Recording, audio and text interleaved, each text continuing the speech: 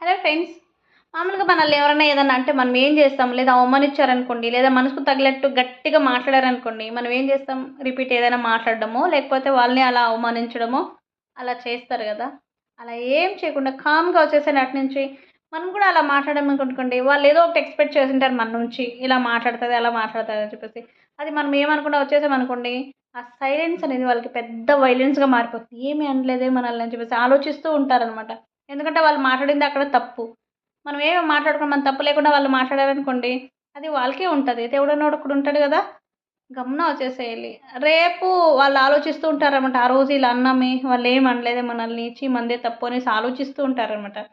Repeat మనం వాళ్ళనేమన్నా అన్నామనుకోండి, ఒక time waste, energy waste, లేని పని సోదంతా వస్తది. అవసరమా?